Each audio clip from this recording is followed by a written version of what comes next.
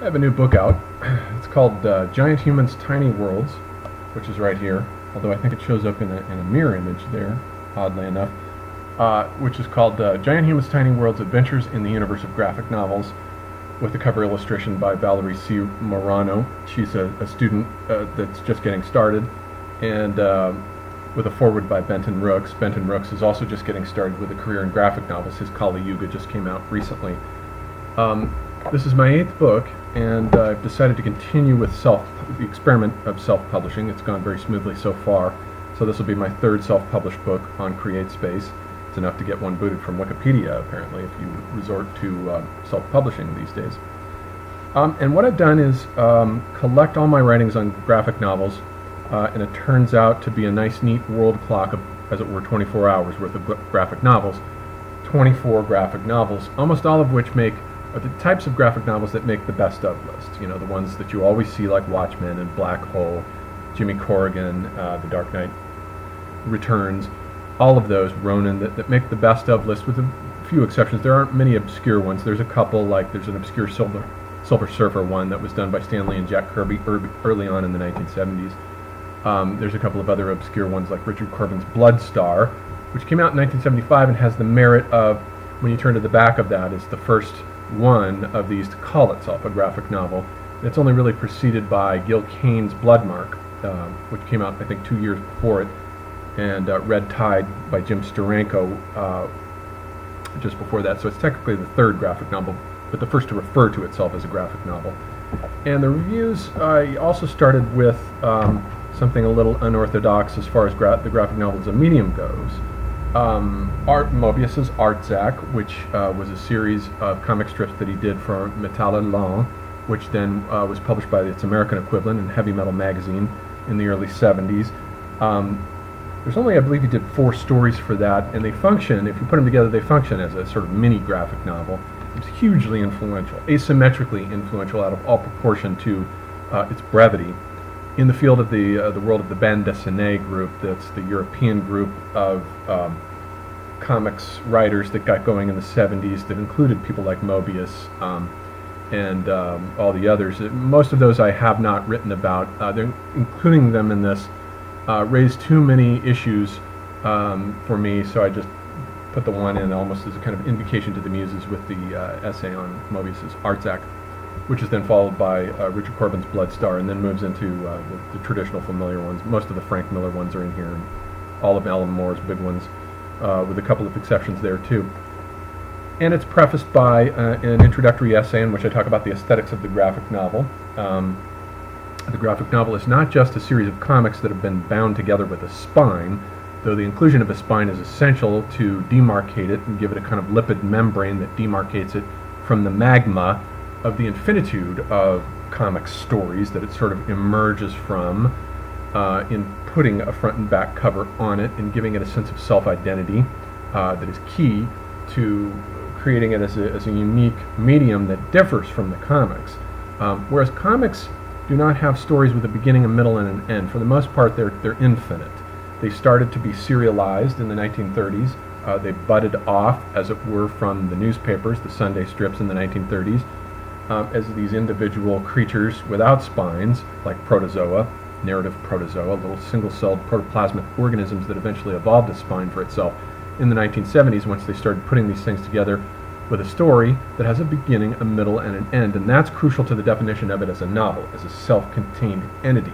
You can't just randomly throw together, let's say, the Essential Fantastic Four or the Essential X-Men, as they do, and call it a graphic novel. That's not a graphic novel. It's an omnibus. It's something that's collecting multiple issues. The stories can go on and on and on forever. But a graphic novel is a self-contained story. It's got to have that Ouroboros, serpent biting its tail membrane that gives it a sense of wholeness as a living literary organism. And they are also concerned with the semiotics of immune systems, particularly the immune systems that have to do with the personal self. The subject is something that has been, of course, deconstructed. The subject is a sort of fossil that's left over from the age of the grand metaphysical age of sphere construction, what Peter Sloterdijk calls the metaphysical age as the age of the construction of spheres. It's spheropoietic because it had to do with the construction of spheres that demarcated a world interior on which we exist on the inside, and those who are on the indefinable outside are a constant threat. So they can be killed with impunity, like Agamben's Homo Sacer. Anyone that finds themselves having the misfortune of being on the outside of one of these world spheres can be exterminated and treated like a thing or an animal. That, of course, blew back in the 20th century in the form of concentration camps and totalitarian warfare and so forth, that blew back into the world interior as it was being ruptured and fell apart. But now the poetics, or let's say the semiotics of the graphic novel, are more concerned with the construction or reconstruction of the personal immune system, and it uses superheroes, which it retrieves. And it doesn't always, of course, use superheroes, but whether it does so or not, it is always concerned with the quest for the self, the quest for a sense of self-identity. As McLuhan put it, anytime you have a quest for the self, a quest for a sense of identity, there's always violence, because you're always testing yourself against others in an agon. And the young, they are particularly popular with 20-year-olds, and the young are, primary audience for the graphic novel for precisely this reason, because it's in those years, in the early 20s, that one is looking to form oneself, one's sense of self-identity. And the graphic novel is a medium that's really suited for this, because it provides the reader with a kind of semiotics with an immune system that it takes the superheroes, and the superheroes are the giant humans. They are a sort of atavism that has been retrieved from the metaphysical age, where, as Mikhail Bakhtin talks about in The Dialogic Imagination, the giant human, he doesn't use that phrase, but the prototypical human, the archetypal human, the Rastam in the Shahnama, or the Pandava brothers in the Mahabharata, or Rama in the Ramayana, those characters are larger-than-life superheroes. And they are retrieved from the world of the ancient epic, which was put out of business in the 17th century, precisely at the time of the rise of capitalism and the novel. And the novel came along with the rise of the sciences as the medium that was concerned with now, with the hic et nunc, the here and now, because the now is the essentially and eternally unfinished project of modernity. And the novel displaced the epic, because the epic is always concerned with an age of once upon a time. Star Wars retrieves this, of course, in the opening, in Chipit there. The once upon a time when our ancestors, who were larger-than-life humans, and the Greeks, for instance, always thought that the culture founders of the Mycenaean age were these 10-foot giants. They must have been, because they built these huge block walls with these giant boulders. Those are perceived as giant humans. They're sort of two-dimensional, flattened stereotypes that construct a world of eternal platonic forms that is finished and completed and not in any need of improvement. So the epic is always looking back at the past, which is in a state of completion. And by the time you get to the 17th century, the epic, of course, no longer works, because the project of modernity that begins to get going in the 17th century is that we are now fashioning new archetypes. As we move into the industrial, scientific, capitalist age, we can now construct new archetypes. Modernity is an unfinished project. It's ongoing. So to use the heroes of the ancient epics it would be an atomism for such an age, and so they're not necessary. Now we need three-dimensional characters for the rise of the novel. Tom Jones, Clarissa, Robinson Crusoe, Goethe's Wilhelm Meister. These are three-dimensional characters who occur in narratives which are new. They're novelties. They are brand new, and they're set in the here and now, and in the utopian projects of modernity, as these characters figure out the right way of living within the new world set up by modernity. And so the graphic novel, in a certain sense, has a legacy from both of these media. It takes from the novel the sense of being set in the utopian horizon of the now, except that it has, unlike the novel, a disenchantment with those utopian projects, which it generally regards as having failed. It sets its failed superheroes in the crumbling ruins of the post-gravity's rainbow world of bombed-out cities and mad scientists who are run amok, with superheroes who are no longer functioning anymore as a valid immune system, as they essentially did begin in New York City as a functioning immune system for that city.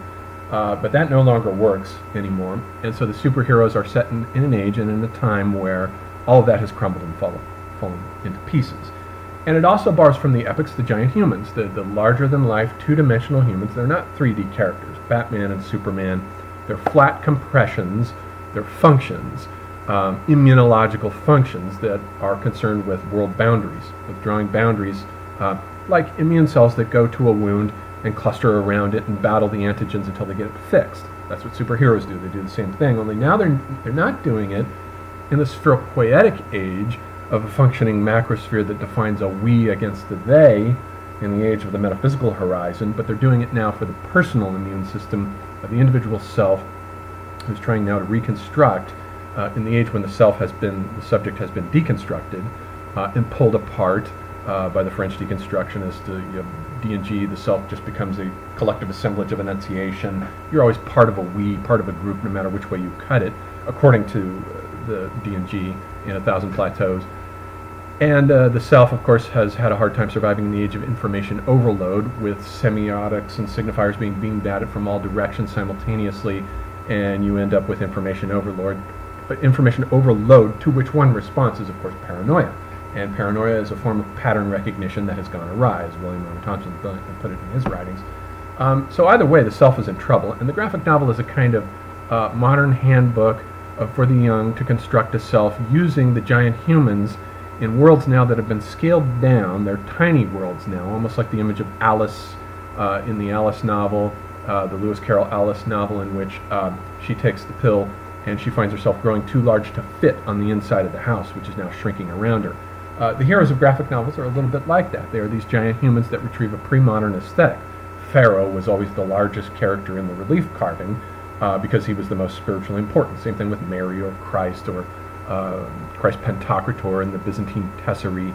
It retrieves that pre-modern aesthetic, but yet it comes after the novel. It's now the youngest literary medium, no longer the novel, as Bakhtin once said, and it is set in a world horizon of ruptures. Everything is falling apart.